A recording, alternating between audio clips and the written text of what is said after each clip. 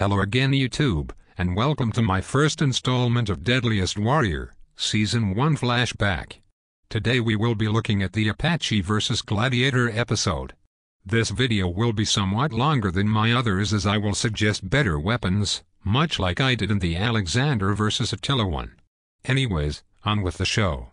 In this episode they pitted an Apache, famed for their guerrilla tactics versus an ill-defined gladiator. My biggest problem with this episode is the type of gladiator is never specified and is basically a mix and match of the various gladiator types, but fear not, as I will shed some light on this episode. The types of weapons they tested for the gladiator actually belong to different types of gladiator. The net and trident belongs to the rhetorius, which means netman or net fighter in Latin, and was often very lightly armored, however some wore chain-mail sleeves and upper chest protection. The helmet they tested seemed to belong to the Murmillo, who was a more heavily armored gladiator and carried a large shield called a scutum, a shield also used by Roman legionary and could be used offensively. Gladiators wore a rather large selection of armor, and yes, that includes breastplates. I can't speak much for the Apache, but they seem to be portrayed rather stereotypically. For close-range weapons they tested the tomahawk for the Apache and the cestus and Roman scissor for the gladiator. The tomahawk is a weapon and tool used by various Native American tribes as well as European settlers and seems like a reasonable choice of weapon. The cestus and Roman scissor were very poor choice for weapons and I can guess the only reason they chose them was so that guest host Chuck Little could use them easier, both being punching weapons. A better choice of weapon would be the setup a hoplomachus would use. The hoplomachus used a sword, spear, and a small but highly versatile round shield. So, for close-range weapons I would give the gladiator a gladius and small hopland shield or gladius and scutum.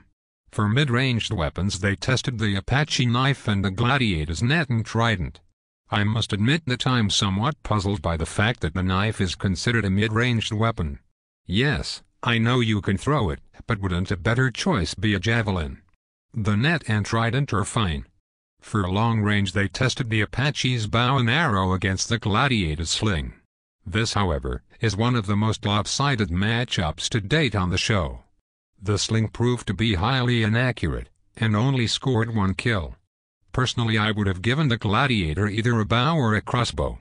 This would have made the fight more balanced in long-ranged combat.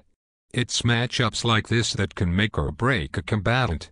For special weapons they test the Apache war club and the gladiator's sika, a type of sword with a very sharp curve in the blade.